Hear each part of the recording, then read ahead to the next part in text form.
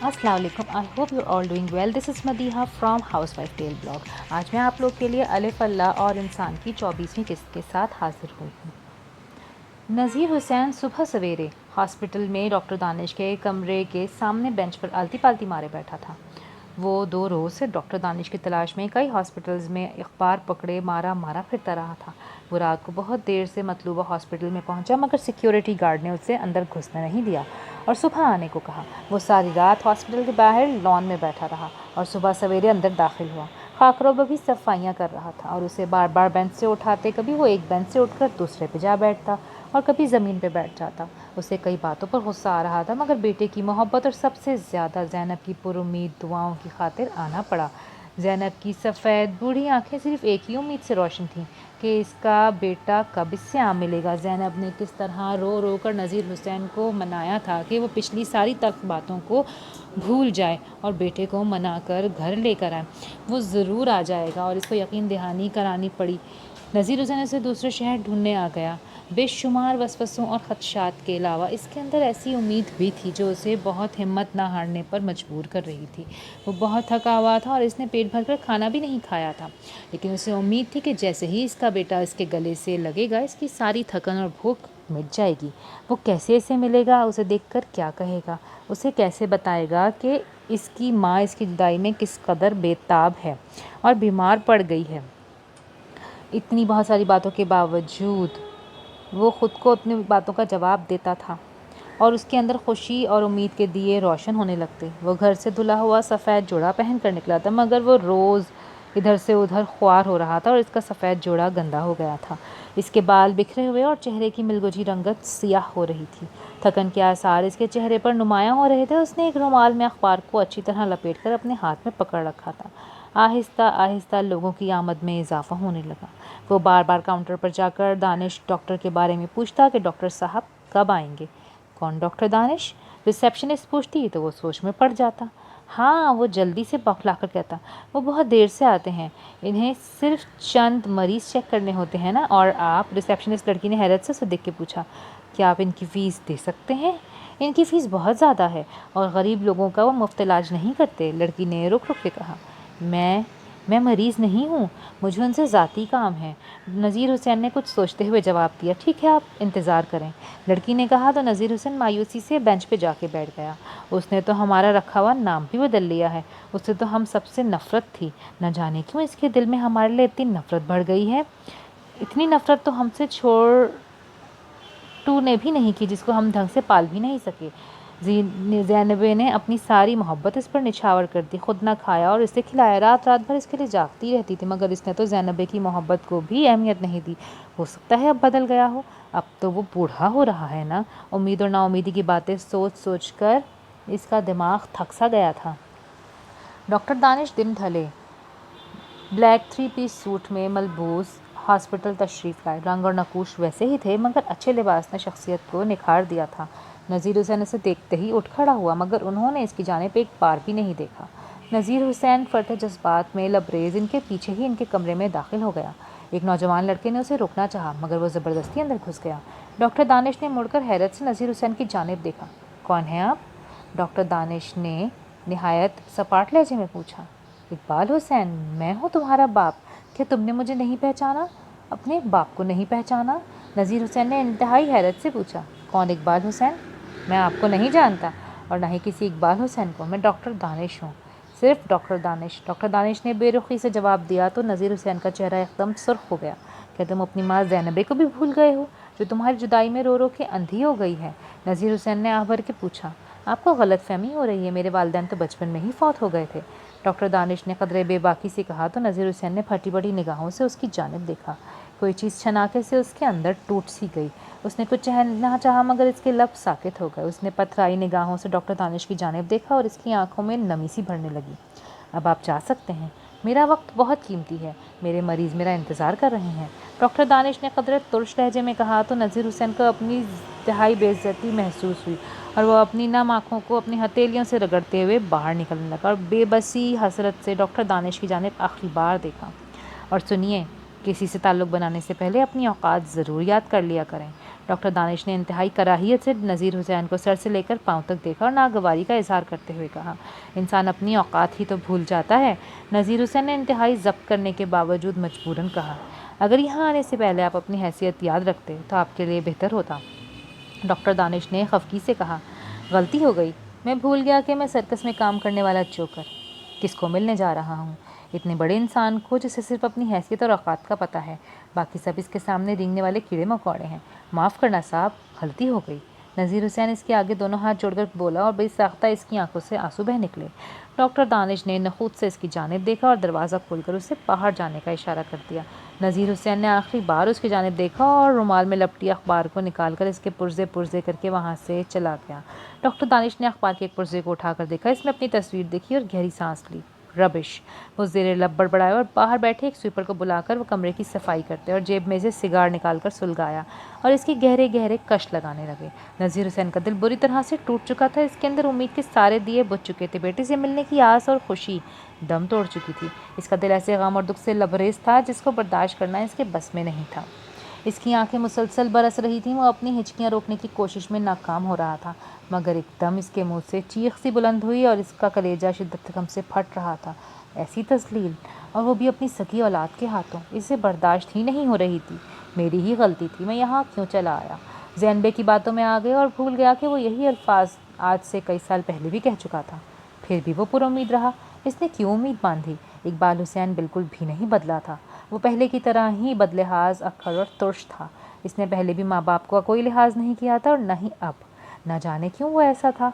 उन्होंने तो उसे सारी औलाद से बढ़ के चाहा था। इसकी बदतमीजियाँ बर्दाश्त की थी। इसके सामने माजी के वो दिन गुजरने लगे जब वो बचपन में हर क्लास में फ़र्स्ट आया करता था और इनामात लेकर आता था तो ज़ैनब और वो ख़ुद इसकी तारीफ़ें कर करके अपना सर पर उठा के उसे बिठाते थे। इकबाल हुसैन तो हमारी औलाद ही नहीं लगता। न जाने क्यों कुदरत ने इसे हमारे घर में पैदा कर दिया। इतना समझदार, अक्ल वाला, पढ़ने लिखने वाला, और हम गरीबों के घर जैसे गदड़ी में लाल। ज़ैनब चुपके चुपके नज़ीर हुसैन को कहती और वो दोनों नज़रें चुराकर उसे देखते। वो अक्सर इसकी बातें सुनकर उन्हें हैरत से देखता। जब कभी दूसरे बहन भाइयों का साथ लड़ाई झगड़ा करता तो माँ बाप हमेशा इसकी तरफदारी करते। रफ्ता रफ्ता इसमें सरकशी और ज़िद्दीपन आ गया था। वो बहन भाइयों और माँ बाप पर हुक्म चलाने लगा। ज़रा ज़रा सी बात पर माँ बाप की बेइज्जती कर देता और खामोश हो जाते। वो जूँ वो जवान होता जा रहा था, कुदरत इस पर मेहरबान होती जा रही थी और इस पर कामयाबियों के दरवाजे खुलने लगे। पहले उससे अपने बाप के बेटे से नफ़रत होने लगी, फिर माँ बाप और बहन भाइयों से। इसका सोशल स्टेटस बढ़ने लगा और अपनी फैमिली इसकी नज़रों में बेवक़्त और हकीर होने लगी। जैसे ही वो डॉक्टर बना, इसने घर छोड़ दिया और जब शादी की तो माँ बाप और घर वालों से सारे ताल्लुकात तोड़ दिए। उसे इनके जिस्मों से बदबू आती थी और इनके वजूहत से कराहियत महसूस होती थी। इनके पेशे से उसे बेइज्जती महसूस होती थी और इनसे निस्बत बाइसे ज़िल्लत और रुसवाई लगती थी। इसमें ख़ुद बीनी, तकब्बुर और ख़ुद नुमाई ने तमाम नर्म जज्बात और दूसरे अपनों के लिए इल्तफ़ात, एहसासात सब छीन लिए थे। उसे ना दूसरों का दुख महसूस होता था और ना अपनों से जुदाई का एहसास उसे तकलीफ़ देता था। उसे सिर्फ अपनी ज़ात और अपनी खुशियाँ अजीज़ थी। ना वो किसी का सहारा बन सका और ना ही उसे किसी की ज़रूरत थी। वो अपनी ज़िंदगी अपने लिए जियो के फ़ॉर्मूले पर अमल पैरा था। नज़ीर हुसैन का सारा सफ़र रोते हुए कटा। उसे सबसे ज़्यादा इस बात का दुख हो रहा था कि इसके इल्म वाले और नाम शोहरत वाले बेटे ने किस तरह उसे जलील किया था, और ये सोच सोच कर उसे मज़ीद परेशानी हो रही थी कि वो इसकी माँ को क्या बताएगा, जब 15 सालों से इसके इंतज़ार में एक एक लम्हा अजियत से काट रही है। जिसकी ज़िंदगी में सिर्फ एक ही उम्मीद है और वो उम्मीद उसे ज़िंदा रखे हुए है, बेटे से मिलने की उम्मीद। वो कैसे इस उम्मीद को तोड़ पाएगा? और ज़ैनब कैसे ये सब कुछ सह पाएगी? मैं उसे कैसे बता पाऊँगा? मुझे उसे नहीं बताना चाहिए वरना वो मर जाएगी, और अगर ज़ैनब मर गई तो मैं इसके बगैर कैसे रह पाऊँगा? नहीं, मुझे उसे कुछ नहीं बताना चाहिए। नज़ीर हुसैन ने हिचकी ली और इसके मुंह से हल्की सी चीख बुलंद हुई। इसने जल्दी से अपना रुमाल अपने मुंह पे रखा और चोर निगाहों से इधर उधर देखने लगा। कितनी ही आंखों ने उसे हैरत से देखा। इसने बेबसी से बस की खिड़की से बाहर देखना शुरू कर दिया और ख्यालात का ताना बाना बुनने लगा। वो रात को देर से घर पहुंचा तो ज़ैनब इसकी मुंतज़िर थी।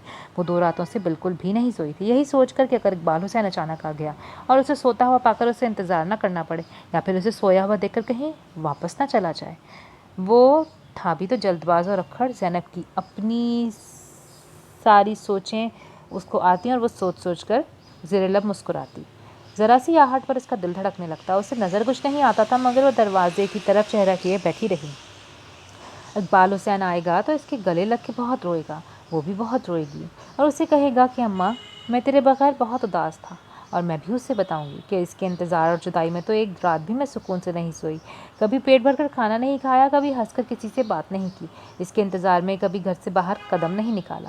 میں اس کو وہ سب باتیں بتاؤں گی جو میں اسے یاد کر کر کے سوچتی رہتی۔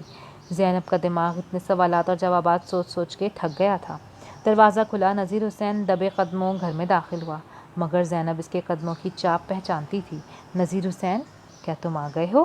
وہ دیوار کے ساتھ ٹٹول ٹٹول کر دروازے تک جانے لگی۔ اسے دروازے کی چوکھٹ سے ٹھوکر لگی اور وہ ہر بار اسے ٹھوکر لگتی تھی، مگر وہ اس کی عادی نہیں ہو پا رہی تھی۔ نذیر حسین نے جلدی سے آگے بڑھ کر اسے تھام لیا۔ اقبال حسین، میرا بیٹا کہاں ہے؟ اور تم اتنے خاموش کیوں ہو؟ اس نے نذیر حسین کے چہرے پر اپنا ہاتھ مارنے کی کوشش کی۔ نذیر حسین نے بڑی مشکل سے اپنے آنسو ضبط کر رکھے تھے۔ زینب اس کی خاموشی سے گھبرا رہی تھی۔ تم بولتے کیوں نہیں؟ کیا ہوا ہے؟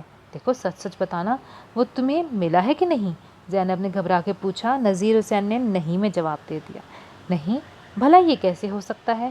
تم 2 دن بڑے شہر میں رہ کر آئے اور وہ تمہیں نہیں ملا؟ میں نہیں مانتی، تم جھوٹ بول رہے ہو، زینب نے غصے سے کہا۔ رات بہت ہو گئی ہے، تم سو جاؤ، نذیر حسین نے اسے بوسیدہ چارپائی پر بٹھاتے ہوئے کہا۔ 15 سالوں سے میں نہیں سوئی، آج کیسے سو جاؤں؟ تم مجھے بتاؤ، اس نے کیا کہا؟ کیا تم اسے میری آنکھوں کے بارے میں بتا کر آئے ہو، اور یہ کہ میں اسے کتنا یاد کرتی ہوں؟ زینب نے پر امید لہجے میں کہا۔ نہیں، وہ آہستہ آواز میں بول اٹھا۔ کچھ بھی نہیں بتایا تو پھر تم وہاں کیا کرنے گئے تھے؟ زینب غصے سے منہ بنا کے بولی۔ نذیر حسین اس کی بات سن کر خاموش رہا اور ٹکٹکی باندھ کر اس کی بے نور آنکھوں کو دیکھنے لگا، جس میں آس اور امید کے جگنو ٹمٹما رہے تھے۔ کیسے بتاؤں تجھے؟ کیسے تجھ سے تیری امید چھین لوں؟ کیسے اس انتظار کو ختم کر دوں جو تو ہر وقت اس کا کرتی رہتی ہے؟ کیسے سب؟ نذیر حسین پریشانی سے اپنا ہونٹ چبانے لگا۔ تم بولتے کیوں نہیں ہو؟ مجھے صاف صاف بتاؤ، اس نے کیا کہا؟ کیا وہ بہت مصروف تھا اس لیے تمہارے ساتھ نہیں آیا؟ وہاں وہ بہت بڑا آدمی بن گیا ہے، اس کے پاس وقت کہاں ہوگا؟ زینب نے خود ہی سوالات گھڑنے شروع کر دیے۔ ہاں، وہ بہت مصروف تھا، نذیر حسین نے آہ بھر کے کہا۔ پر میں نہیں مانتی، کیا تو نے اسے میرے بارے میں کچھ بھی نہیں بتایا؟ دیکھ، سچ سچ بتانا۔ یہ اپنا ہاتھ میرے سر پہ رکھ، تجھے میرے سر کی قسم، مجھے سچ بتا۔ زینب نے اس کا ہاتھ ٹٹول کر مضبوطی سے پکڑا اور اسے اپنے سر پہ رکھ دیا۔ نذیر حسین گھبرا گیا اور ہاتھ چھڑانا چاہا، مگر زینب نے دونوں ہاتھوں سے مضبوط گرفت کر لی۔ نذیر حسین کی آنکھوں سے آنسو بہہ نکلے۔ بول، اس نے کیا کہا ہے؟ زینب نے گھبرا کے پوچھا۔ نذیر حسین نے بے بسی سے اس کی جانب دیکھا اور اپنی ہچکی کو روکنا چاہا۔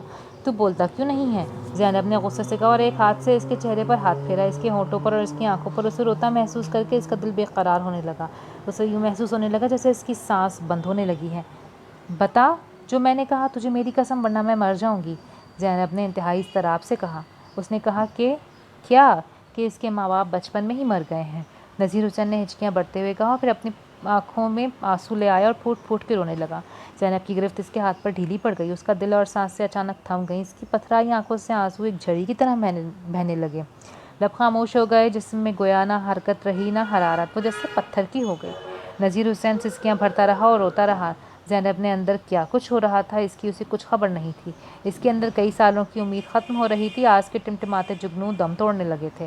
انتظار کی طویل گھڑیاں ختم ہو گئی تھیں، آس، امید، ملنے کی خوشی، دید کی تڑپ، انتظار کا قد، وصل کی بے قراری، سب کچھ اس کے اندر دم توڑ رہا تھا۔ اس کے دل و دماغ سے سب کچھ رفتہ رفتہ ختم ہو رہا تھا اور اس کے اندر خالی ہو رہا تھا۔ وہ محض مٹی کا بے جان جسم بنی ہوئی تھی، ساکت، خاموش، بے زبان اور نیم مردہ۔ جب انسان کے اندر سے امید کا آخری دیا بھی بجھ جاتا ہے تو وہ ویسا ہی ہو جاتا ہے۔ نذیر حسین رو رہا تھا، سسک رہا تھا، آہیں بھر رہا تھا، سانس لے رہا تھا اور سوچ رہا تھا، مگر اس کے وجود میں حرکت بھی تھی اور حرارت بھی تھی۔ اسے اقبال حسین سے ایسی ہی امید تھی، اور وہ جانے سے پہلے امید اور نا امیدی کی وجہ سے اتنا مضطرب نہیں ہوا تھا جتنا زینب کو دیکھ کر اب ہو رہا تھا۔ زینب کچھ نہیں بولی، خاموشی سے نذیر حسین کی سسکیاں سنتی رہی، اور ان سسکیوں سے اس کے اندر کیا ٹوٹتا رہا، کیا کچھ ختم ہوتا رہا، وہ نذیر حسین کو نہ بتا سکی۔ شاید وہ خود بھی نہیں جانتی تھی، شاید کوئی انسان بھی نہیں جانتا کہ کس طرح اس کے اندر سے کیا کچھ کیسے ختم ہو جاتا ہے۔ ڈاکٹر رمیز کا نروس بریک ڈاؤن ہوا تھا اور وہ ہاسپٹل میں ایڈمٹ تھے۔ ڈاکٹر محسن زیدی خصوصی طور پر ان کے علاج کر رہے تھے۔ ڈاکٹر رمیز کے ماں باپ گاؤں سے آ گئے تھے اور اپنے جوان قابل فخر بیٹے کو یوں بیمار پڑتے دیکھ کر ہر وقت روتے رہتے تھے۔ ڈاکٹر رمیز اوپر تلے 2 انتہائی گہرے صدموں سے دوچار ہوئے تھے۔ دوریا نے ان سے طلاق لینے کا فیصلہ کر لیا تھا اور وہ اس پر کسی قسم کا کمپرومائز کرنے کو تیار نہیں تھی۔ 2 ماہ سے دونوں میں جو ذہنی تناؤ اور ایک دوسرے میں جتنا فاصلہ پیدا ہو گیا تھا، اس کے بعد دونوں میں پہلی جیسی محبت اور چاہت کی امید نہیں رہی تھی۔ دوریا ہر وقت گہری سوچوں میں گم رہتی، اس کی آنکھیں اندر ہی اندر کتنے آنسو پیتی رہتی اور دل ہر وقت مضطرب اور پریشان رہتا۔ ایک جملہ اس کی تن بدن میں ہر وقت آگ لگائے رکھتا، مجھے تم پہ اعتبار نہیں رہا۔ दुरैया के अंदर आहें उभरती, काश डॉक्टर रमीज़ कोई और बात कह देते तो वो इस पर कॉम्प्रोमाइज़ कर लेती, इसको भुला देती, मगर जिस रिश्ते की बुनियाद ही बेएतबारी हो वहाँ ख़त्म हो जाना ही रिश्ता बेहतर रहता है। दुरैया अंदर ही अंदर सुलगती रहती। डॉक्टर रमीज़ ने कई बार उसे मनाने की कोशिश की, मगर दुरैया के एक सवाल पर वो हर बार खामोश हो जाते। जब मेरी ज़ात पर ही आपको एतमाद नहीं तो फिर किस बात पर कॉम्प्रोमाइज़ करूँ? दोनों में रोज़ बरोज़ शदीद तनाव पैदा होने लगा। डॉक्टर दानिश ने ऐसी आग लगाई थी जिसने इनके मोहब्बत भरे आशियाने को आग लगा दी थी। दोनों को एक दूसरे के बारे में इतना मशकूक कर दिया था कि वो ना चाहते हुए भी एक दूसरे के बारे में बददिल हो गए थे। और फिर दुरैया ने फैसला कर लिया, डॉक्टर रमीज़ से तलाक मांगी। डॉक्टर रमीज़ को इस बात की कतई तवक्को नहीं थी, इनके कदमों तले से ज़मीन निकल गई। दुरैया, ये तुमने कैसे सोच लिया कि मैं तुम्हें तलाक दे दूंगा? हरगिज़ नहीं। क्यों तलाक नहीं देंगे? ऐसे बेएतबार रिश्ते को हम कब तक सींचेंगे? कच्चे धागे से भी कमज़ोर इस रिश्ते का ख़त्म हो जाना बेहतर है। दुरैया ने कदरे क़तियत से जवाब दिया। प्लीज़ ऐसे बात मत करो, मेरा सब कुछ ख़त्म हो जाएगा, डॉक्टर रमीज़ ने कहा। तो दुरैया ने चौंक कर इसकी जानिब देखा। डॉक्टर रमीज़ ने तुमसे शादी मफादात की खातिर की है, जितनी जल्दी मुमकिन हो सके इससे पीछा छुड़ा लो। डॉक्टर दानिश के अल्फाज इसके कानों में गूंजने लगे और इसके उनकी बातों पे एतबार आने लगा। मेरे पास इस बात का सबूत है, डॉक्टर दानिश के अल्फाज ने उससे मुस्तरब कर दिया। मैं तुम्हें हरगिज़ नहीं जाने दूंगा, तुम्हारे बगैर मेरी ज़िंदगी अधूरी है। प्लीज़, डॉक्टर रमीज़ इसके सामने गिड़गिड़ाए। ऐसा कुछ भी नहीं है, दुरैया ने आह भर के कहा। क्यों? डॉक्टर रमीज़ ने हैरत से पूछा।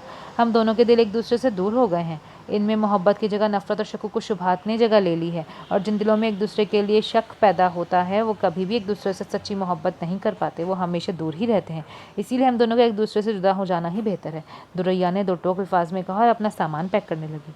मुझे तलाक के कागजात जल्दी भिजवा दीजिएगा, वरना मुझे कोर्ट जाना पड़ेगा, और ये न आपके लिए बेहतर होगा न मेरे लिए, दुरैया ने रुखसत होते हुए कहा। डॉक्टर रमीज़ ने उससे रोकना चाहा मगर रोक ना सके, बहुत कुछ कहना चाहा मगर कह ना सके, बहुत सारी बातें समझाना चाही मगर कुछ भी ना समझा सके। दुरैया चली गई हमेशा के लिए उन्हें छोड़कर। कितनी मोहब्बत और चाहत से दोनों ने इस घर को सजाया था, दोनों कितनी मोहब्बत से रहते थे, दोनों के दिल के अंदर एक दूसरे के लिए कितनी चाहत और सरशादी थी। कैसे सब कुछ ख़त्म हो गया, दुरैया ने एक मर्तबा भी नहीं सोचा। और उसने ठीक ही कहा था, जब दिल एक दूसरे से दूर हो जाएं तो फिर रिश्ते कैसे कायम रह सकते हैं। तुम्हारी बीवी बहुत ही बेवफा है, और मेरे पास इस बात का सबूत है। डॉक्टर दानिश ने कितने पुरएतमाद लहजे में उसे यकीन दिलाया था। वो न चाहते हुए भी इन अल्फाज के इशार से नहीं निकल पा रहे थे। दुरैया उन्हें वाकई मशकूक लगती। वो जैसे ही इसके पास जाते, डॉक्टर दानिश की अल्फाज की बाज़गुश्त ने दुरैया के करीब ना आने देती।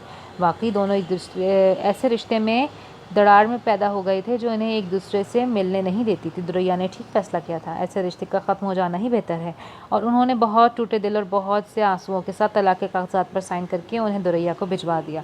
इनकी ज़िंदगी में ऐसा भयानक और तकलीफ मोड़ आया था जिसने उन्हें दिल अंदर से झंझोड़ के रख दिया था। ज़िंदगी में बहुत कुछ कर गुजरने का जज्बा मांद पड़ गया था। हर कदम पर कामयाबियाँ समेटने वाला इंसान ज़िंदगी की सबसे बड़ी बाजी हार गया था। दुरैया के जाने से दिन इनकी ज़िंदगी सब खाली हो गया था। कभी कभी ना चाहते हुए भी इंसान को वो काम करने पड़ जाते हैं जो इनके वजूद को अंदर से खाली कर देते हैं, और इंसान सारी ज़िंदगी इस खालीपन की कसक अपने अंदर किस किस तरह से महसूस करता है सिर्फ वही जानता है। कभी दुनिया की हर नेमत और शय पास होते हुए भी दुनिया खाली लगती है, और कभी सारी जद्दोजहद बेमायनी और फजूल लगने लगती है, और कभी खुशियों से खाली मुस्कुराहटें इस खालीपन की चुभन में इजाफा कर देती है। डॉक्टर मोहसिन ज़ैदी की कोशिशों और डॉक्टर रमीज़ के वालिदैन की दुआओं और खिदमत ने इन्हें जल्द से एहतियाब कर दिया। डॉक्टर मोहसिन ज़ैदी की हौसला अफजा बातों ने इनकी बहुत हिम्मत बंधाई, इनकी दिलजोई ने उन्हें बहुत सहारा दिया। डॉक्टर रमीज़ इन्हें अपना दुख बताते और अक्सर रो देते, और वो इनकी बातें सुनकर परेशान भी हो जाते, मगर वो रफ्ता रफ्ता कदरे नॉर्मल हो गए थे। डॉक्टर मोहसिन ज़ैदी ने उन्हें ज़िंदगी को दोबारा से जज्बे और जोश से गुजारने की तलकीन की। इन्हें अपनी रिसर्च पर मज़ीद काम करने को कहा तो इन्हें डॉक्टर दानिश याद आ गए, क्योंकि वो किसी लम्हे भी इनकी जहन से महव नहीं हुए थे कि डॉक्टर दानिश की कोई खैरियत मालूम है, वो आजकल कहाँ है और किसके पास। डॉक्टर रमीज़ ने पूछा तो डॉक्टर ज़ैदी ने गहरी सांस ली, उसकी जानिब देखने लगे। अपनी बीवी के पास, उन्होंने आह भर के कहा। बीवी के पास? इम्पॉसिबल। लेकिन ये कैसे मुमकिन है? वैसे ही मुमकिन है जैसे डॉक्टर दानिश का डॉक्टर जालिब के हॉस्पिटल में जॉब करना। डॉक्टर ज़ैदी ने अपने हरीफ डॉक्टर जालिब के बारे में बताया, जिसके साथ सर जंग जारी रहती थी। डॉक्टर जालिब के पास? ओह नो, हाँ, आई कांट बिलीव इट। क्या डॉक्टर दानिश सब कुछ भूल गए कि आपने और मैंने किस तरह इनके लिए? डॉक्टर रमीज़ जुमला अधूरा छोड़कर परेशानी से डॉक्टर ज़ैदी को देखने लगे। अपनी ज़ात के ज़ौम में महसूर इंसान सब कुछ भूल जाता है, उसे सिर्फ अपना नफ्स, अपनी ख्वाहिशात और अपने मफादात अजीज़ होते हैं। क्या डॉक्टर दानिश को कुछ तो याद रखना चाहिए? कुछ भी याद नहीं है। डॉक्टर रमीज़ ने संजीदगी से कहा, इंसान बहुत अजीब मखलूक है। वो अपने साथ होने वाली ज़ियादतियों को तो याद रखता है, और जो ज़ियादतियाँ वो दूसरों के साथ करता है, इसको जस्टिफिकेशन के लिए 101 जवाब जोड़ लेगा। डॉक्टर दानिश ने अपनी जहानत और काबिलियत से ज़्यादातर दूसरों को नुकसान पहुँचाने की कोशिश की है। वह बहुत आसानी से दूसरों के दिलों, ज़िंदगी और जज्बात को ठेस पहुँचाने के आदी हैं। डॉक्टर जैदी ने आह भर के कहा तो डॉक्टर रमीज़ गहरी सोच में डूब गए। दुरैया और इनकी ज़िंदगी में दरार पैदा करने वाले भी तो वही थे। डॉक्टर रमीज़ का दिल धड़कने लगा। काश उन्हें मालूम हो सके कि उन्होंने दूसरों को कितना नुकसान पहुंचाया है। डॉक्टर रमीज़ ने नम आंखों से कहा और एकदम खामोश हो गए। बहुत से इंसान कितनी आसानी से दूसरों की ज़िंदगियों से उम्मीदें, खुशियाँ और सुकून छीन लेते हैं, और उन्हें शायद इस बात का एहसास भी नहीं होता। डॉक्टर जैदी ने भी गहरी सांस लेकर कहा। डॉक्टर दानिश का कुरीह चेहरा डॉक्टर रमीज़ की आंखों के सामने घूमने लगा जब वो दुरैया और इन्हें हंसते हुए देखकर कमरे से बाहर निकले थे और इन पर चिल्लाने लगे थे। Oh my God! Doctor Ramiz के मुंह से नादानिस्तगी में निकला। डॉक्टर रमीज़, हम इंसान की सरिश्त और इसकी फितरत नहीं बदल सकते। इसका ख़मीर किस मिट्टी से गुंधा है और इसके ख़मीर में क्या कुछ शामिल किया गया है, कोई नहीं जानता। डॉक्टर जैदी ने कहा तो डॉक्टर रमीज़ इनकी बात सुनकर अफसरदा हो गए। डॉक्टर रमीज़, ज़िंदगी में क़दम क़दम पर ऐसे किरदार मिलते हैं जो अपनी ज़ात के ज़ौम और अना के हिसार से बाहर नहीं निकल सकते, जिन्हें अपने सिवा कोई और दिखाई ही नहीं देता, जो जीते हैं तो अपने लिए और जब मर जाते हैं तो खाक में मिलकर खाक हो जाते हैं, हमेशा के लिए। हमें गलत फहमी हुई थी कि वो इंसानियत की फ़लाह के बारे में सोचने वाले अजीम इंसानों में से एक हैं। जो शख्स अपने खैर ख्वाहों के ख़िलाफ़ साजिशों का जाल बिछाने में मसरूफ़ रहे, वो किसी तरह से इंसानियत का खैर ख्वाह नहीं हो सकता। डॉक्टर रमीज़, आप अपनी रिसर्च पर दोबारा काम शुरू करें। मैं आपकी भरपूर मदद करूँगा। क्राइसिस ज़िंदगी का हिस्सा होते हैं, मगर इनको रौंद कर गुजर जाने वाले पुरअज़्म और ऐसे लोगों पर आने वाली नस्लें भी फ़ख्र करती हैं। आप अपनी हिम्मत को यकजा कीजिए, हौसला बुलंद कीजिए, कामयाबियाँ आपकी मुंतज़िर हैं। डॉक्टर मोहसिन जैदी ने इंतहाई मोहब्बत से डॉक्टर रमीज़ के कंधे को थपथपाते हुए इनकी हौसला अफजाई की तो इनके रगो पै में ऐसी लहर दौड़ गई जिसने इनके खून की गर्दिश को तेज़ कर दिया। इन्हें अपने अंदर कोई बरक़ी तवानाई सी महसूस होने लगी जिसने इनके परेशान और मुर्दा दिल को एक बार फिर मुतहरिक कर दिया था। कुछ करने का जज्बा फिर से जोश पकड़ने लगा। डॉक्टर रमीज़ की आंखें खुशी से चमकीं और उन्होंने मुस्कुराकर डॉक्टर मोहसिन जैदी की जानिब देखा। यस माय डियर, मैं इन आँखों में उम्मीद की चमक देखना चाहता हूँ। आप बहुत कुछ कर सकते हैं। आप जैसे इंसान सालों में नहीं सदियों में पैदा होते हैं। कुदरत आप पर बहुत मेहरबान है जिसने आपको अक्ल सलीम और क़ल्ब सलीम अता किए हैं, और जिन इंसानों में ये खुसूसियात मौजूद हों वो लोग कुदरत के शाहकार और ख़ास मंजूर नज़र होते हैं। इन्हें मालूम नहीं होता कि इनके परवरदिगार ने इनको क्या मौजज़ाती क़ुव्वतें अदा की हैं। इर्द गिर्द के साहिब नज़र लोग इसे सराहे बग़ैर नहीं रह सकते, क्योंकि इन खुसूसियात की कशिश इन्हें उनका गर्विदा बना देती है। मुझे आपसे बहुत उम्मीदें हैं। आई एम श्योर आप मेरी और बहुत से लोगों की उम्मीदों को पूरा करेंगे। डॉक्टर मोहसिन जैदी ने डॉक्टर रमीज़ की भरपूर हौसला अफजाई करते हुए कहा तो वो मुस्कुराने लगे। थैंक यू सर, आपकी बातों ने मेरे दिल में तवानाई और हरारत पैदा करती है। Thank you my dear. Doctor Ramiz ने डॉक्टर मोहसिन जैदी के हाथों को अपने हाथों में मजबूती से थामकर मशकूराना अंदाज में कहा और फरते जज्बात से उनकी आंखें नम होने लगीं। Best of luck my dear. Doctor Zaidi इनके कंधे पर एक दफ़ा थपथपा कर मुस्कुरा दिए। उन्होंने घर आकर नए जज्बे, नए अज़्म और नई जोश के साथ अपने तमाम रिसर्च पेपर निकालने चाहे, मगर इनकी अहम दस्तावेज़ात और रिसर्च पेपर्स गायब थे। वो घबरा गए। कंप्यूटर ऑन करके तमाम डेटा चेक करने की कोशिश की, मगर सारा डेटा डिलीट कर दिया गया था। कंप्यूटर खाली था और इनके लैब के खुफिया खाने निकले पड़े थे। इनकी इतनी सालों की काविश, तजुर्बों, रिसर्च का निचोड़ गायब था। वो सर पकड़ के बैठ गए। उनकी सांसें रुकने लगी। क्या दुरैया ने ये सब किया है? वो इस कदर जालिम भी हो सकती है कि मेरे इतने सालों की मेहनत को आग लगा गई? डॉक्टर रमीज़ की आंखों से आंसू बहने लगे। आपकी बीवी बहुत बेवफा औरत है। डॉक्टर दानिश की आवाज़ इनके कानों में गूंजने लगी। क्या कोई इस हद तक भी बेवफाई कर सकता है? किसी से इनकी ज़िंदगी की उम्मीद भी छीनने की कोशिश की जा सकती है क्या? इनका सारा जोश जज्बा मांद पड़ने लगा, दिल डूबने लगा। आसमान पर उड़ने वाले परिंदों की उम्मीद और खुशी को इसके पर काट कर ख़त्म कर दिया जाए तो वो कितना दुखी और मसलूम हो जाता है, ये सिर्फ वही जानता है। और डॉक्टर रमीज़ भी ऐसी ही कैफियत से गुजर रहे थे। वो ज़िंदगी की एक बाजी पहले ही हार गए थे और अब दूसरी ने भी इन्हें बुरी तरह से मात दी थी। उन्होंने डॉक्टर जैदी को फ़ोन किया और इन्हें सारी सूरत हाल से आगाह किया। ओह नो डॉक्टर दानिश, इस हद तक? डॉक्टर जैदी ने इंतहाई तासुफ से कहा और ख़ामोश हो गए। क्या ये सब डॉक्टर दानिश ने किया है? हाँ। आप कैसे ये सब जानते हैं? डॉक्टर रमीज़ ने हैरत से कहा। आज की न्यूज़ की अहम खबर ही यही थी कि डॉक्टर दानिश बहुत जल्द अपनी लेटेस्ट रिसर्च के सिलसिले में प्रेस कॉन्फ्रेंस करने वाले हैं, और हम दोनों अच्छी तरह जानते हैं کہ ڈاکٹر دانش کسی بھی ریسرچ پر کام نہیں کر رہے تھے اور کوئی بھی ریسرچ چند دنوں میں نہیں ہو سکتی۔ ڈاکٹر زیدی نے کہا تو ڈاکٹر رمیز کی انتہائی شدید جھٹکا لگا اور ان کا فون بند ہو گیا۔ ڈاکٹر زیدی پریشان ہو گئے اور بار بار ان کا نمبر ملاتے رہے مگر ان کا نمبر پر صرف بیلز جاتی رہیں، کسی نے بھی فون اٹینڈ نہیں کیا۔ ڈاکٹر زیدی گھبرا گئے اور جلدی سے ان کے گھر پہنچنے کی کوشش کی۔ ڈاکٹر رمیز اپنے کمرے کے فرش پر اوندھے منہ گرے پڑے تھے اور بے ہوش ہو چکے تھے، ان کا نروس بریک ڈاؤن ہو گیا تھا۔ ڈاکٹر زیدی نے بہت کوشش کی اور توجہ سے ان کا علاج کیا اور چند دن بعد وہ قدرے بہتر ہو بھی گئے مگر وہ ایسے خاموش ہوئے کہ کچھ بھی نہ بولتے تھے، ان کے لب گویا سل گئے تھے یا ان کے پاس کچھ کہنے کو بچا ہی نہیں تھا۔ ڈاکٹر زیدی بہت افسردہ تھے، وہ انہیں دبے دبے الفاظ میں ڈاکٹر رمیز کو تسلی دینے کی دلاسا دینے کی کوشش کرتے، ان کی ہمت بندھاتے تو ڈاکٹر رمیز یوں خالی نظروں سے ان کو دیکھتے جیسے انہیں ان کی کسی بات پر یقین ہی نہ رہا ہو۔ ان کی آنکھوں میں ایسی نا امیدی اور مایوسی ہوتی جیسے ان سے ان کی زندگی کا نور ہی چھین لیا گیا ہو۔ دل و دماغ خالی ہو گئے تھے، ہر طرف خالی پن دکھائی دیتا تھا اور اس خالی پن سے جنم لینے والی کسک اندر ہی اندر انہیں کتنا تڑپا رہی تھی، اس کی کسی کو خبر نہیں تھی۔ پرعزم زندگی گزارنے والے جب خالی پن کا شکار ہوتے ہیں تو کس قدر بے مایہ ہو جاتے ہیں اور یاسیت انہیں مضطرب رکھتی ہے یہ کوئی نہیں جان پاتا۔ ڈاکٹر دانش نے ڈاکٹر رمیز کے ریسرچ پیپرز کی مدد سے ایسی ویکسین تیار کر لی تھی جس سے معمولی اب نارمل بچوں کے ڈیمیج برین سیلز کو متحرک کرنے کی کوشش کی گئی تھی جو کسی چوٹ کے نتیجے میں ذہنی طور پر مفلوج ہو گئے تھے۔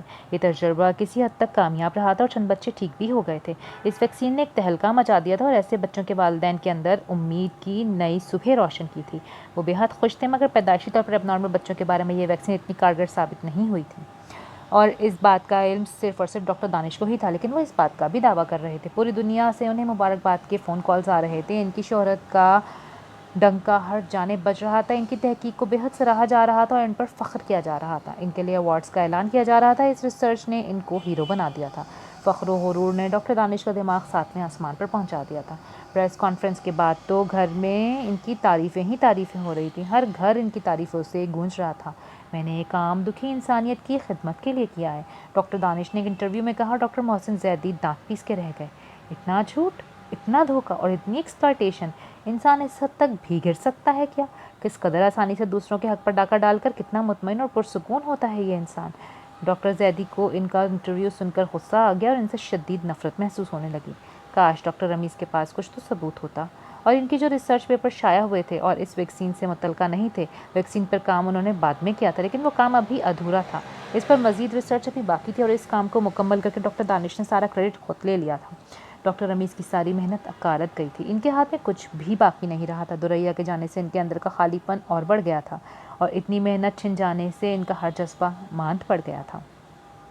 ان کی کامیابی سے فریحہ بہت خوش تھی کیونکہ اس کے اندر امید کی نئی کرن چمکی تھی۔ اتنے بہت سے ڈاکٹروں سے چیک اپ کرانے کے بعد سب نے عاصم کے لیے انکار کر دیا تھا کہ اس کے برین کا ایک اہم حصہ پیدائشی طور پر ڈیمیج ہے اور اس کا ٹھیک ہونا ناممکن ہے، بشرطیکہ کہ قدرت چاہے اور ناممکن کو ممکن بنا دے، اور وہ ہر وقت دل ہی دل میں خدا سے کسی معجزے کی دعا کرتی رہتی جو اس کے عاصم کو ٹھیک کرتے، زیادہ نہیں تو بس اتنا ہی کہ وہ خود چل پھر لے، خود کچھ کھا پی لے۔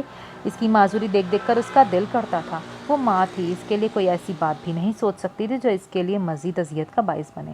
عاصم سے جدائی کا دکھ اور صدمہ وہ کبھی بھی برداشت نہیں کر پائے گی۔ اب وہ منتظر تھی کہ کب ڈاکٹر دانش عاصم کو اس ویکسین کے لیے ہاسپٹل لے جاتے ہیں۔ وہ ایک ایک دن میں امید کر گزار رہی تھی اور اس کے اندر ایسی امید پیدا ہو چکی تھی جو اس کو اندر ہی اندر مسرور رکھتی۔ وہ ان دنوں بہت خوش رہتی تھی اور ڈاکٹر دانش اس کی خوشی اور اطمینان دیکھ کر مشکوک ہو جاتے۔ فریہ نے عاصم کی خاطر ان کو اپنے گھر میں انیکسی دی تھی، ان کے آرام اور ضرورات کا خیال رکھا تھا، انہیں اپنی ذاتی زندگی میں داخل ہونے کی اجازت نہیں دی تھی۔ اس نے پہلے روز سے ہی ان کے قیام کا انتظام انیکسی میں کیا تھا اور اس بات نے ڈاکٹر دانش کو اندر ہی اندر اس کا مزید دشمن بنا دیا تھا۔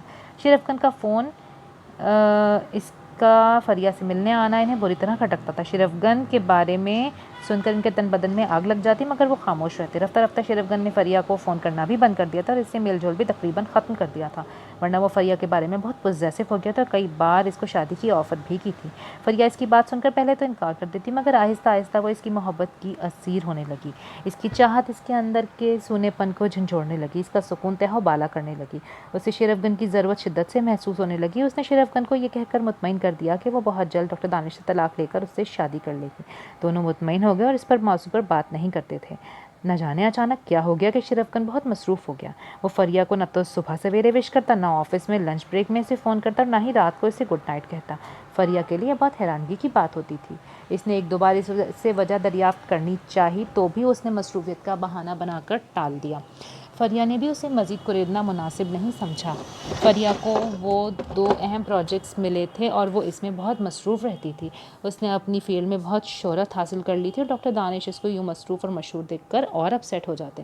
انہوں نے اسے ہر طرح سے مفلوج کرنے کی کوشش کی تھی، اس کی زندگی، اس کا کیریئر، اس کی خوشیاں اور سکون چھیننے کی بہت کوشش کی تھی، اس کی طرح طرح سے عزت نفس مجروح کی تھی، اور وہ پھر بھی زندہ تھی، مطمئن تھی اور پرسکون بھی تھی۔ فریہ کو کامیابیاں اور اس کی شہرت انہیں ایک آنکھ نہیں بھاتی تھی۔ انہیں کامیاب عورتوں سے نفرت تھی۔ وہ عورت کی کامیابی کو مرد کی ناکامی تصور کرتے تھے۔ مرد کی کامیابیوں کے سامنے عورت کی کامیابی کیا معنی رکھتی ہے؟ اور شادی کے بعد انہیں ہر طریقے سے اس کی ذات کی نفی کرنے کی کوشش کری تھی، اور اس کے لیے زندگی کا ہر لمحہ اذیتناک بنا کر وہ خوش ہو جاتے تھے۔ اور انہی سب باتوں کے باوجود وہ پہلے سے بھی زیادہ مطمئن اور مضبوط تھی۔ اور اس کے پیچھے کون تھا وہ اچھی طرح جان گئے تھے۔ شرفکن اس کی خوشی تھا اور عاصم اس کی زندگی کی امید اور سہارا تھا۔ عاصم کے وجود سے اس کی زندگی متحرک تھی، اس کے نیم مردہ وجود سے زندگی میں جدوجہد کرنے کی خواہش پیدا ہوتی تھی، اور اس کے ہونے سے اسے حوصلہ ملتا تھا۔ جب سے ڈاکٹر دانش کی ویکسین کی کامیابی کا چرچا ہر جانب ہو رہا تھا، اسے سب کچھ بھول گیا تھا۔ اگر یاد تھا تو صرف عاصم، اور وہ اس دن کی شدت سے منتظر تھی جب عاصم ٹھیک ہو جائے گا۔ عاصم کے بارے میں سوچ سوچ کر اس کا دل کتنی خوشی اور امید سے بھر جاتا، اس کا احساس اسے پہلی بار ہوا تھا۔ وہ ان دونوں شرفکن کو بالکل بھول چکی تھی۔ اگر یاد تھا تو صرف عاصم۔ آپ عاصم کو ہاسپٹل کب لے کے جائیں گے؟ فریہ نے کئی دن کے انتظار کے بعد ڈاکٹر دانش سے پوچھا۔ بہت جلد۔ کیا آپ کو امید ہے کہ وہ ٹھیک ہو جائے گا؟ ٹھیک کیوں نہیں ہوگا؟ میں نے اتنی محنت، اتنی جدوجہد صرف اس کے لیے تو کری ہے۔ مجھے بھلا کیا ضرورت پڑی تھی کہ دوسروں کے لیے اتنی محنت کروں، اتنا اثر کھپاؤں؟ میں نے تو یہ سب کچھ صرف اپنے بیٹے کے لیے ہی کیا ہے، اور تمہارے لیے، کیونکہ تم اس سے بہت محبت کرتی ہو نا؟ ڈاکٹر دانش نے معنی خیز انداز میں کہا۔ تم اس سے محبت کرتی ہو نا؟ ڈاکٹر دانش نے پوچھا۔ ہاں، اپنی زندگی سے کون محبت نہیں کرتا؟ فریہ نے مسکرا کے کہا۔ کیا دنیا میں تمہیں صرف وہی عزیز ہے اور کوئی نہیں؟ ڈاکٹر دانش نے استفہامیہ نظروں سے پوچھا۔ فریہ نے چونک کر ان کی جانب دیکھا، کیونکہ ایک سوال میں مضمر اور بہت سے سوالات اس سے پوچھے گئے تھے۔ نہیں، میں جانتا تھا عاصم تمہاری زندگی ہے، تمہاری امید، خوشیاں اور سب کچھ۔ میں ضرور اسے ٹھیک کرنے کی کوشش کروں گا، بس 1-2 روز میں اسے ہاسپٹل لے جاؤں گا۔ ڈاکٹر دانش نے کچھ سوچتے ہوئے کہا، اور فریہ خوش اور مطمئن ہو گئی۔ ڈاکٹر دانش کا شاطرانہ ذہن نئے منصوبے بنانے لگا۔ کل صبح میں عاصم کو ہاسپٹل لے جاؤں گا، تم تیار کر دینا، ڈاکٹر دانش نے 2 روز بعد فریہ سے کہا۔ کیا میں اس کے ساتھ نہیں جاؤں گی؟ فریہ نے حیرت سے پوچھا۔ کوئی خاص ضرورت نہیں، میں ہاسپٹل سے ایمبولینس منگوا لوں گا، لیکن عاصم کبھی میرے بغیر رہا نہیں ہے۔ تمہارے ہونے یا نہ ہونے سے کوئی فرق نہیں پڑتا، اسے تو کسی کی بھی اس بات کا شعور نہیں، ڈاکٹر دانش نے فریہ کی طرف بغور دیکھتے ہوئے کہا۔ کسی کو محسوس کرنے کے لیے شعور کی ضرورت نہیں، محبت بھرے لمس کی ضرورت ہوتی ہے۔ وہ میرے ہاتھوں کے لمس کو محسوس کرتا ہے۔ جب میں اسے چھوتی ہوں تو محبت اس کی آنکھوں سے چمکنے لگتی ہے۔ وہ اپنی محبت کا اظہار مجھے اپنے انداز سے چھو کر اور اپنے منہ سے مخصوص آوازیں نکال کر کرتا ہے۔ دانش، اتنے سالوں میں نے اس کی ایسی باتیں آبزرو کی ہیں کہ میں قدرت پر اور اس کے معجزوں پر حیران رہ گئی ہوں۔ انسان ہر صورت میں اس کا ایک بہت بڑا معجزہ اور شاہکار ہے، فریہ نے فرط جذبات سے لبریز بھرائی ہوئی آواز کے ساتھ کہا۔ یہ سب تمہارا وہم ہے۔ ہر چیز اور ہر تخلیق انسان کا نہیں، سائنس کا کرشمہ ہے، اور اس میں تبدیلیاں آنا نیچرل ہے۔ نیچرل فیکٹس کبھی نہیں بدلتے۔ دقیانوسی ذہن ایسی تبدیلیوں کو قدرت کے معجزوں سے تعبیر دیتے ہیں، اور ہم جیسے ویل ایجوکیٹڈ لوگ ان معجزوں پر یقین نہیں کرتے۔ ہر ایکشن کا ری ایکشن ہونا نیچرل ہوتا ہے۔ اس کائنات کی سب سے بڑی حقیقت سائنس ہے۔ انسان کے نارمل یا اب نارمل ہونے کی بھی سائنسی وجوہات ہوتی ہیں۔ برین سیلز یا ٹیشوز کے ڈیمیج ہونے کی بھی وجوہات ہوتی ہیں۔ اگر ایسا نہ ہوتا تو میری ویکسین کارگر نہ ہوتی۔ مردہ برین سیلز ان ویکسین سے کبھی بھی ایکٹیو نہ ہوتے۔ اس کا مطلب بالکل واضح ہے، برین سیلز کسی وجہ سے ڈیمیج ہو گئے تھے، اور سائنسی تحقیق، علاج، میڈیسن سے وہ متحرک ہو گئے۔ اب اس میں قدرت اور معجزے کی بات کہاں سے آ گئی؟ ایک بیماری کا علاج کیا گیا اور وہ ٹھیک ہو گئی، بس، ڈاکٹر دانش نے اس قدر مدلل انداز میں کہا۔ فریہ خاموش ہو گئی، کیونکہ وہ جانتی تھی کہ اس نے ڈاکٹر دانش کے ساتھ جب بھی کسی ٹاپک پر مدلل بحث کرنے کی کوشش کی، وہ اس سے چھو کر ہائپر ہو گئے، اور ہر دفعہ بحث کو انتہائی برے طریقے سے ختم ہونا پڑا۔ فریہ خاموش نظروں سے اسے دیکھنے لگی، جس کی سوچیں اور خیالات اس سے کتنے مختلف تھے۔ وہ قدرت کی صنائعوں اور اس کی کرشمہ سازیوں کی قائل تھی، اور وہ سائنس کی کرشمہ سازیوں کے مداح تھے۔ اسے معجزوں پر یقین تھا اور وہ ان کے منکر۔ وہ سوچ اور عمل کی قائل تھی، اور وہ رد عمل کے جواز پر یقین رکھتا تھا۔ وہ صرف خدا ہے اور باقی سب کچھ سائنس کا مرہون منت ہے۔ اس سوچ نے اس کے ذات سے قدرت کے لیے مخصوص جذبات ختم کر دیے تھے۔ وہ اپنی کامیابیوں، ذات کے زوم اور انسانیت انانیت کی چاہت میں اس قدر حد تک آگے چلا گیا تھا کہ اس نے رفتہ رفتہ قدرت کی نفی کرنا شروع کر دی تھی، سوچ سے نہیں مگر عمل سے بھی۔ فریہ اس کی باتوں کو انتہائی حیرت سے سنتی اور اس کے بارے میں سوچ سوچ کے پریشان ہو جاتی۔ وہ شخص واقعی سے بہت فاصلے پر تھا اور وہ اس سے بہت دور۔ اگلے روز وہ عاصم کو ہاسپٹل لے جانے لگے تو فریہ نے عاصم کو جی بھر کے پیار کیا۔ عاصم کی آنکھوں میں عجیب سی حسرت تھی، وہ کتنی ہی دیر تک اسے پڑھتی رہی اور پیار کرتی رہی۔ پلیز مجھے بھی اس کے ساتھ جانے کی اجازت دے دیجیے، فریہ نے بے تابی سے ڈاکٹر دانش کی جانب دیکھتے ہوئے کہا۔ تمہارا وہاں جانا بیکار ہے، آپریشن تھیٹر کے باہر یوں ہی پریشان بیٹھی رہو گی۔ میں یہاں بیٹھ کر بھی تو پریشان رہوں گی نا، تو وہاں بیٹھ کر انتظار کر لوں گی، فریہ نے بے صبری سے کہا۔ پروسیس کافی لمبا ہوگا، تم 2 گھنٹے بعد آ جانا، ڈاکٹر دانش نے کچھ سوچتے ہوئے کہا۔ فریہ خاموش ہو گئی۔ کیا پروسیس رسکی ہے؟ فریہ نے ڈرتے دل کے ساتھ پوچھا۔ کچھ نہیں کہا جا سکتا، ہو بھی سکتا ہے، سب انسانوں کے جسم میں میڈیسنز کا ری ایکشن یکساں نہیں ہوتا، کچھ نارمل ہو جاتے ہیں اور کچھ اوور سینسیٹیو لوگوں میں رد عمل بہت شدید ہو جاتا ہے۔ عاصم کا جسم کیسے ری ایکٹ کرے گا یہ میں ابھی نہیں بتا سکتا، ڈاکٹر دانش نے تفصیلاً اسے بتا کر مطمئن کرنے کی کوشش کی۔ فریہ خاموش ہو گئی اور نم آنکھوں کے ساتھ عاصم کو ایمبولینس میں جاتے ہوئے دیکھنے لگی۔ اب میں بھی چلتا ہوں، اللہ حافظ، ڈاکٹر دانش کہہ کر گاڑی میں بیٹھے اور ڈرائیور کو چلنے کو کہا۔ فریہ کا دل بری طرح سے بے تاب ہونے لگا اور وہ برآمدے کی سیڑھیوں میں بیٹھ کے رونے لگی۔ بی بی رو کیوں رہی ہیں؟ اس کے لیے دعا کریں، خدا اس پر کرم کرے گا، اماں نے فریہ کو روتے ہوئے دیکھ کر کہا۔ اماں نہ جانے کیوں میرا دل بہت گھبرا رہا ہے، اماں میں نے اپنا بچہ اس شخص کے حوالے کر کے کوئی غلطی تو نہیں کرتی؟ میں نے تو اس پر کبھی اعتبار کرنے کا نہیں سوچا تھا۔ فریہ نے اپنے دل میں جنم لینے والے خدشات کا ذکر اماں سے کیا۔ بی بی تم غم نہ کرو، وہ اس کا باپ ہے، ارے اس کا خون ہے اور خون میں بڑی کشش ہوتی ہے، اپنے بچے کو تکلیف میں کون دیکھ سکتا ہے، ماں باپ تو نہیں دیکھ سکتے، تو فکر نہ کر، بس دعا کر، اماں نے اسے اپنے ساتھ لگاتے ہوئے کہا اور وہ اٹھ کر اندر چلی گئی۔ اس نے عاصم کے کمرے کا دروازہ کھول کر اندر جھانکا اور پھوٹ پھوٹ کے رونے لگی۔ اس کا خالی کمرہ اس کے نہ ہونے کے احساس سے اسے دوچار کر رہا تھا۔ یہ احساس اس کے لیے بہت جان لیوا تھا۔ عاصم کبھی سے جدا نہیں ہوا تھا، یہ اس نے کبھی سوچا ہی نہیں تھا۔ وہ تو ابھی تک اس کی آغوش میں سر رکھ کے سوتا تھا، اسے اپنے سینے کے ساتھ لگا کر جب وہ اسے ٹھنڈک محسوس کرتی، سکون اور ذہنی آسودگی ملتی۔ پوری کائنات میں اس کا نیم بدل کوئی بھی نہیں تھا۔ عاصم اس کی تنہائیوں کا ہمراز تھا، اس کے وجود کا حصہ تھا، اس کی ممتا کی تسکین تھا۔ عاصم اس کی زندگی کی سب سے بڑی امید اور سہارا تھا۔ وہ عاصم کے لیے کیا محسوس کرتی تھی، دنیا کا کوئی دوسرا شخص کبھی بھی محسوس نہیں کر سکتا تھا۔ وہ اس کی کل کائنات تھی، دوسروں کے لیے وہ ایک بیکار وجود تھا، ناکارہ انسان جس کی زندگی میں کوئی کنٹریبیوشن نہیں تھی، ایک نیم مردہ رینگتا ہوا کیڑا جسے خود بھی معلوم نہیں تھا کہ وہ اس کے لیے کیا حیثیت رکھتا ہے۔ اس کی زندگی کسی کے لیے اہم سے بھی بدتر تھی، اس کی نہ موت سے کسی کو فرق پڑتا تھا اور نہ زندگی سے، مگر پھر بھی زندگی کے فینومینا میں اس کی کہیں کہیں ضرورت ضرور ہوتی ہے۔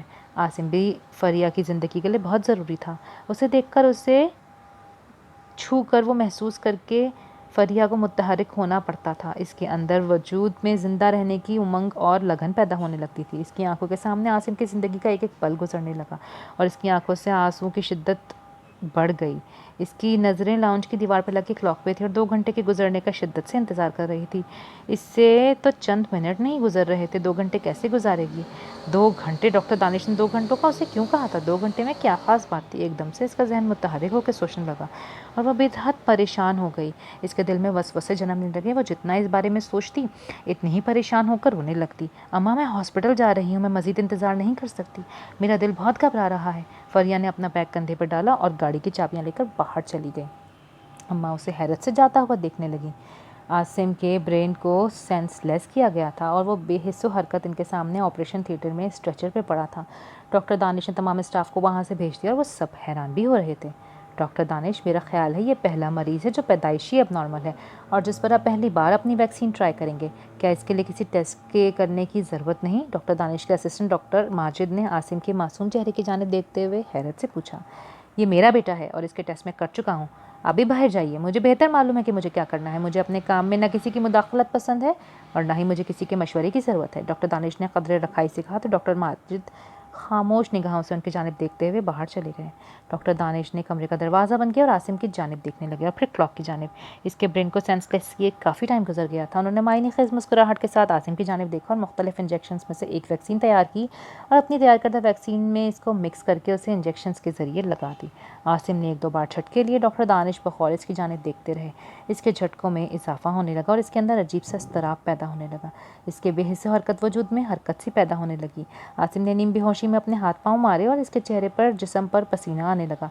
डॉक्टर दानिश की नज़रें क्लॉक पर थीं। फरिया बेताबी से ऑपरेशन थिएटर के बाहर खड़ी डॉक्टर दानिश के बारे में पूछ रही थी।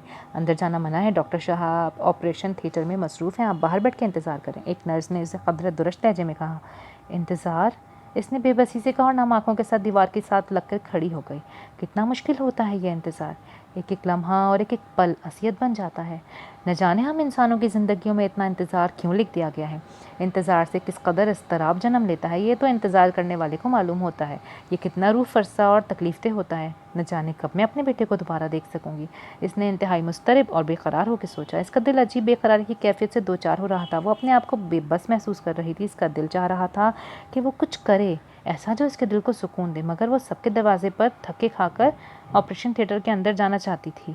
वो ऐसा करना चाहती थी मगर वो ऐसा नहीं कर सकती थी क्योंकि वो बहुत मजबूर और बेबस थी, और उसे मजबूर लम्हों की बेबसी इंसान पर इसकी औकात ज़ाहिर कर देती है।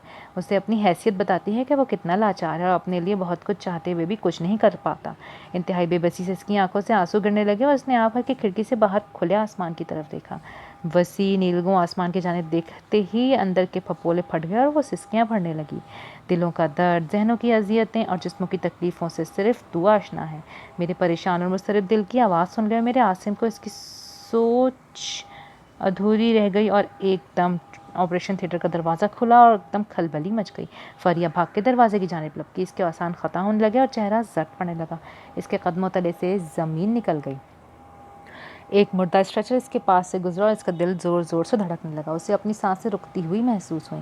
इसने किसी से कुछ पूछना चाहा मगर इसके लब यूँ जामिद हो गए जैसे इनमें कोई हरकत ही ना हो। वो फटी फटी नज़रों से लाश की जानिब देखने लगे जिसका सारा चेहरा और जिस्म सफ़ेद चादर से ढका हुआ था। थोड़ी देर बाद डॉक्टर दानिश ऑपरेशन थिएटर से निकले और फरिया बेकरारी से इनकी जानिब देखने लगी। दानिश? आसिम कहाँ है दानिश? वो बेकरारी से अटक अटक के बोली। Sorry, he is no more. Vaccine का इसके जिस्म पर बहुत बुरा असर हुआ। मुझे बहुत उम्मीद थी मगर डॉक्टर दानिश ने कंधे उचका दिए। इनके चेहरे पर कोई दुख और मलाल नहीं था। क्या मेरा आसिम अब इस दुनिया में नहीं? उसने इंतहाई हैरत से चौंक के पूछा। नहीं, डॉक्टर दानिश ने गहरी सांस लेके कहा। तुम झूठ बोलते हो, तुम झूठे हो, तुमने जानबूझ के उसे मारा है। मेरा दिल कहता है तुम झूठे, कमीने, मक्कार और धोखेबाज इंसान हो। मैं तुमसे धोखा खा गई जो तुम पे एतबार किया। वो चिल्लाने लगी और सिसकने लगी। इसमें तुम्हारी गलती है, मेरी नहीं, डॉक्टर दानिश ने मुस्कुराकर मायने खेज अंदाज में कहा। तो फरिया का खून गुस्से से खौलने लगा। इसके अंदर गोया आग ही लग गई। उसने पास पड़ी कुर्सी उठाकर जोर से डॉक्टर दानिश के सर पे दे मारी। वो वहीं फर्श पे गिर गए। इनके सर से खून बहने लगा। हॉस्पिटल का सारा स्टाफ वहाँ इकट्ठा हो गया मगर फरिया सबको छोड़कर आसिम की लाश के पास पहुँच गई जो बिल्कुल बेयारो मददगार पड़ी थी। कोई भी इसके पास नहीं था। उसने आहिस्ता आहिस्ता चादर इसके चेहरे से हटाई। उसका चेहरा नीला था और आंखें बंद। आसिम, वो ज़ोर से चीख मार के इसके साथ लिपट गई और सिसकियाँ भरने लगी। इसकी ज़िंदगी का सहारा, इसकी उम्मीद, इसकी ज़िंदगी का मुहारिक सब कुछ ख़त्म हो गया था। मैं तुम्हारे बगैर कैसे ज़िंदा रहूँगी? तुम मुझे छोड़कर नहीं जा सकते। फरिया का रुआं रुआं रो रो के बहाल था। इसने आसिम का पोस्टमार्टम करवाया तो रिपोर्ट में वाज़ेह तौर पर लिखा था कि इसको जहर का इंजेक्शन लगाया गया है। इसका मतलब वो अच्छी तरह समझ गई। इस शख्स ने सिर्फ नॉर्मल और नीम मुर्दा इंसान को मौत की घाट उतार दिया था मगर फरिया को ज़िंदा दरगोर कर दिया था। वो जानता था कि वो इसके लिए इसकी ज़िंदगी है, इसकी उम्मीद है, इसकी खुशी है और ज़िंदगी की हरारत भी है। इसने फरिया से जानबूझकर सब कुछ छीन कर उसे खाली कर दिया था। इसने डॉक्टर दानिश के ख़िलाफ़ मुकदमा दर्ज कराना चाहा मगर वो खुद हॉस्पिटल में पड़े थे। इनके दिमाग का इंतहाई सास ऑपरेशन हुआ था। वो अभी भी बेहोशी के आलम में थे। डॉक्टर इनकी जहनी हालत के बारे में कुछ भी वसूख से नहीं कह सकते थे। इनकी ज़िंदगी भी ख़तरे में थी और ये मुकदमा फरिया के ख़िलाफ़ भी दर्ज कराया जा सकता था, इसीलिए खामोश रहने का मशवरा दिया गया था। आसिम के चले जाने से इसकी ज़िंदगी में खला पैदा हो गया था। ज़िंदगी जैसे कहीं रुक सी गई थी। कुछ करने को जी नहीं चाहता था। उसे यूँ महसूस होता जैसे आसिम के चले जाने से उसे बिल्कुल फरागत मिल गई हो, करने को कोई काम ही ना हो। वो सारा वक्त खामोश बैठी आंसू बहाती रहती। इसका दिल कितना रोता, कितना तड़पता, किसी को भी एहसास नहीं होता। रो रो कर इसकी आंखों में सोजिश पैदा हो गई थी और आंखों के गिर्द सिया हल्के गहरे हो गए थे। इसने खाने को हाथ तक नहीं लगाया था। अम्मा उसे बहुत समझाती मगर वो खामोशी से सब कुछ सुनती रहती। इसका किसी से कोई बात करने को जी नहीं चाहता था। वो हर वक्त आसिम के कमरे में घुसी इसके कपड़ों को बार बार निकाल के तह करती, फिर इन्हें वार्डरोब में रखती, फिर निकालती, फिर इन्हें ख़राब करती और फिर इन्हें तह लगाती। सारा वक्त यही कुछ करती रहती। अम्मा उसे देखकर परेशान हो गई। अमेरिका से फरिया के वालिदैन आए और उसे कुछ रोज़ के लिए हॉस्पिटल एडमिट कराया। आसिम के जाने के बाद वो एक रात भी नहीं सोई थी।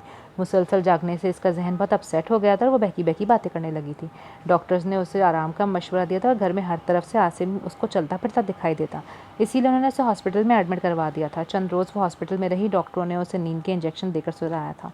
कुछ रोज़ बाद वो हॉस्पिटल से घर आई तो कदरे बेहतर थी, मगर बहुत खामोश, हैरत से हर शय को देखती रहती। इसके माँ बाप इसकी दिलजोई करते और दोनों ही उसे ज़बरदस्ती ऑफिस भेजते ताकि इसका दिल में वहाँ से हट जाए, आसिम की तरफ से इसका दिल हट के काम की तरफ लग जाए। वक्त आहिस्ता आहिस्ता इसके ज़ख्म को मुंदमिल करने लगा। आसिम एक याद बनकर इसकी रूह में सरायत कर गया, दर्द बनकर दिल में ठहर गया, जिससे फ़रार मुमकिन नहीं था। एक माह बाद इसके माँ बाप वापस अमरीका चले गए तो वो कदरे बेहतर हो गई। उसने कुछ नए प्रोजेक्ट्स भी लेने का सोचा। ज़िंदगी अपने मामूल में आने लगी थी, मगर इस सारे अरसे में शरीफगन एक बार भी इससे मिलने नहीं आया था, न कोई फ़ोन किया था। उसे इसके रवैये पे हैरत होती और परेशानी भी। आसिम के बाद शरीफगन इसके दिल में बसा था, जिसने इससे मोहब्बत के बहुत दावे किए थे, जिसको कामयाब औरतें पसंद थी और जिसका वो बहुत मोतरफ़ होता था। वो फरिया की सलाहियतों का दिल जान से मद्दाह था, मगर अब वो कहीं गायब हो गया था। फरिया ऑफिस में बैठी अखबार खोलकर उसे पढ़ने में मसरूफ़ थी। अचानक एक खबर पर इसकी नज़र गई और इससे हटने का नाम नहीं ले रही थी। वो हैरान कुन नज़रों से उसे पढ़ने में मसरूफ़ थी। शरीफगन ने डॉक्टर दुरैया से शादी कर ली थी। इसका दिल फटने को बेताब था। इसने अखबार लपेट कर अपनी मुट्ठी में भरा और फिर दोबारा खोला और फिर पढ़ने लगी। इसकी आंखों से आंसू बहने लगे। एक बार उसे शदीद झटका फिर से लगा था। एक बार फिर इसके जहन में खौफ आया था। एक बार इससे कुछ दोबारा छिन गया था। वो काफ़ी देर से सकती रही, फिर हिम्मत करके शरीफगन को फ़ोन किया। एक बेल जाने के बाद इसने फ़ोन बंद कर दिया। इसे क्या कहूँ कि इसने मुझसे नहीं, मैं अपनी तस्दील बर्दाश्त नहीं कर सकती। इसने आ भर के सोचा। थोड़ी देर बाद शरीफगन का फ़ोन आ गया। मुझे मालूम था तुम ज़रूर फ़ोन करोगी, सब कुछ जानने के लिए फरिया। मैं एक बदकिरदार औरत से शादी नहीं कर सकता था, कभी भी नहीं। सॉरी, शरीफगन ने कदरे हक़ारत से कहा। बदकिरदार औरत? वो हैरत से बड़बड़ाई। हाँ, ये सुनो, इसके अलावा भी तुम्हारे बहुत से सबूत हैं मेरे पास, तुम्हारे ख़िलाफ़ वो सब बातें करते हैं। हाँ, ये सुनो, अपने अल्फाज सुनो। और शरीफगन ने रिसीवर के साथ मोबाइल ऑन करके लगा दिया। इसमें इसके अपने कहे हुए अल्फाज की बाज़कश थी, जो इसने डॉक्टर दानिश के सामने कहे थे जब वो उसे अपने घर में पनाह दे रही थी। हाँ, मैं एक बदकिरदार औरत हूँ। अपने अल्फाज सुनकर उसने घूर कर फ़ोन को देखा और रिसीवर क्रेडल पर रख दिया। तुम इस कदर घटिया, कमीने और साजिशी जहन के इंसान भी हो सकते हो, जिसने मुझे इस तरह तबाह करने की कोशिश की, मुझे अंदर से खाली करके रख दिया। वो धाड़े मार मार कर रोने लगी। उसे यूँ महसूस हो रहा था जैसे इसके अंदर से सारे लतीफ़ जज्बात, एहसासात, महसूसात और मोहब्बतें, चाहते सब ख़त्म हो गई हैं। वो बिल्कुल खोखली हो गई हो, अंदर से बिल्कुल खालीपन का एहसास उसे अंदर ही अंदर ख़त्म करने लगा, जैसे वो कोई मुर्दा हो, एक खोखला मिट्टी का मुजस्मा जिसमें न हरारत हो और न ही हरकत। और ये सब कुछ इससे इस शख्स ने छीना था जिस पर उसने कभी एतबार करके उसे अपना सब कुछ सौंपा था। इंसान इस कदर घटिया भी हो सकता है, उसे यकीन नहीं आ रहा था। जिमी, फिरदौस और नरगिस 8 दिन शिमी के पास रहे थे। शिमी ने इनकी बहुत खातिर मदारात की। इसके ड्राइवर ने उन्हें पूरे शहर की खूब सैर कराई। वो अपनी मसरूफियात की वजह से इनके साथ जा तो नहीं सकता था, मगर रात को देर तक इनसे बैठकर बातें ज़रूर करता रहता। बाकी आइंदा अगर आपको ये पार्ट पसंद आया है तो please give it a thumbs up, do like, share and subscribe. मिलते हैं अगली वीडियो में, तब तक के लिए अल्लाह हाफिज़।